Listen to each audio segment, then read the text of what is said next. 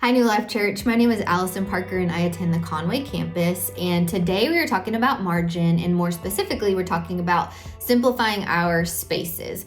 I know that's probably a little bit more of a practical topic than we're used to on a morning devotional, but when we talk about simplifying, we are simply talking about making space or making room in our hearts and minds for what is really important. This is the time of year when we start to think about our New Year's resolutions. And if you're anything like me, your list sounds like I am going to the gym 7 days a week. I'm not drinking caffeine, no sugar, and I'm finally decluttering that closet and getting rid of everything because I can't even close the door. But that might just be my list. But we do hear a lot about decluttering and purging, this time of year. So we're simply talking about creating spaces and creating efficient systems so that we have more time for what matters most, and that is spending time with the Lord, time with friends and family, and time for doing ministry. 1 Timothy 6:17 says, "Set your minds on things that are above and not on things that are on earth." So how can we practically create margin by simplifying our spaces to help free up space in our minds and hearts for what matters most? So let's talk about our environments. What's your vision for your environment? That could be your bedroom, that could be your whole home, that could be your office, that could even be your car. What is the vision that you have for it? What do you want to feel, or what do you want people to feel when they're in that space? In our home, I want our family to feel loved, valued, comfortable, respected. I want them to feel like they can be themselves and be everything that God has called them to be. When guests come into our home, I want them to feel welcome. I want them to feel comfortable, like they can sit on the furniture and they can actually use the pretty hand towels.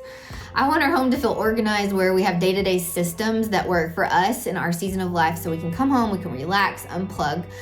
Some people want to be in an environment that's loud and has lots of energy, and that brings them joy. So you want to cultivate the space to line up with the vision that you have. So that doesn't mean we are creating some sort of Pinterest, Instagram worthy version of a home that isn't meant to be lived in. That is not real life. That the Lord doesn't even ask for perfection from us, so why should we have a perfect home? But let's get practical. So I want you to look around at your environment, and I want you to think, what is my environment giving me? What do I feel? Am I feeling anxiety, overwhelm? Am I feeling peaceful? Am I feeling relaxed and comfortable? And identify what is making me feel that in the space. And maybe there's some things that you can see are frustrating to you and make you feel overwhelmed, and you need to organize or get rid of those things. But the personality of our space is made up by the things that we bring into it. And the things, stuff takes up time, energy. You've got to maintain it. You've got to keep it clean. You got to wash it. Maybe we need to edit some things out of our space so we get that, more peaceful, relaxed feeling. And it doesn't always feel like a space where there's something to be done. When you walk into a room and you see mail and you see backpacks and toys and things all, stacked up, do you see dirty dishes? There's two types of people in the world. One that can, needs to do every dish and wipe down the countertops before they go to sleep. And the other that can just have a sink full of dirty dishes and sleep like a baby. Me and my husband are very different, and I'll let you guess which one I am, but that is a side note. One thing that might help is by asking yourself, what do I want to see in a space when I wake up in the morning, and what do I want to see in a space when I leave it at night? So I like to wake up to an organized space in the morning because I like to get every last ounce of sleep that I can. And so I don't mind spending a few minutes at night, picking up things, making my lunch, putting, things out that I need for the next day, so that I can not feel that chaos in the morning and wake up to a little bit of a more relaxed, organized environment. I will say, a little side note, I have a lot of throw pillows on our couch, which I love. They bring me joy. My husband loves to throw them around. So at night when I'm doing my little routine, I'm straightening up and getting things ready for the day. A lot of times the last, phrase out of my mouth is, "Please fix your pillows." He loves it.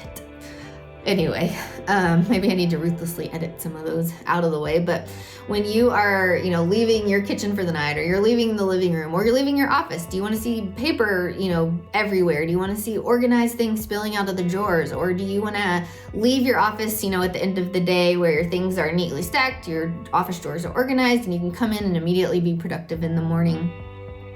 Now, I know this can be a challenge when your kiddos are little. Our kids are grown up, which is crazy, but I do miss that phase. And one of my favorite things when they were little is we would play a little game called Pick Up and Delivery, and I would get a laundry basket and we would go room to room, and I would say, what doesn't belong? And then they're picking up things, putting it in the basket, and then we're taking it and delivering it to the rooms where it goes.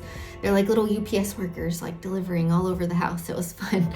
Or we would, set a timer and have a cleaning party and set it for 20 minutes and turn on some fun music, and we dance and sing, and we happen to be cleaning while we're doing it. So, involve your kids in the chores. The environments affect their mood and how they feel as well. And so, is it that we have a space where they can help pick up their toys at the end of the day, or help get their clothes out at night for the next day? I heard a phrase, and you may have heard this as well, but we're raising adults, we're not raising kids. And wow, that is good to remember. They are watching and learning from us. So, have them help. Sometimes that makes it take a little longer, but in the long run, you are teaching them. Another quick way to simplify is by creating systems. And if you have a place by your door where your family comes in, they're dropping their wallets and their keys and their papers, and it just drives you crazy and it takes some of your mental space and it makes you feel overwhelmed, drop a basket there, hang a hook, teach your family to put their stuff in it. I did that. It drives me crazy when stuff is just laying around like that. Have a drop zone, inside the back door where the kids can hang their backpacks and, put their papers for the, that they need the next day, or their lunch boxes, so that prevents some chaos in the morning. Create a filing system for your office papers, have organized desk drawers where you know where things are.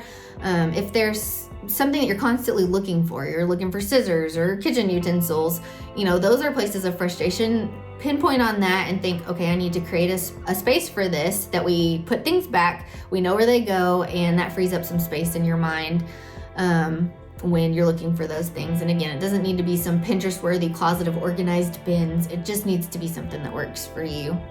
Now, I know that simplifying and creating systems can be overwhelming in the beginning, and it is, it is an investment to set up those things, but it pays off in the day-to-day when you have space in your heart and mind to focus on, time with the Lord, time with your friends and family, and doing ministry. And lastly, 1 John 2:15 cautions us, do not love the world or the things of this world. And while that's a reference to culture, we can apply this to our possessions. We all know that stuff isn't going with us to heaven. Although I do hope in my house there is organized bins with label makers, and that would just make me happy. But really, the time you spend, again, with doing the important things that matters, in the margin that you've created, that is what the payoff is from the investment of creating, this simplicity. All of these things create margin. They make room in your life, in your mind, and your heart for what really matters. Thank you so much, and have a great day.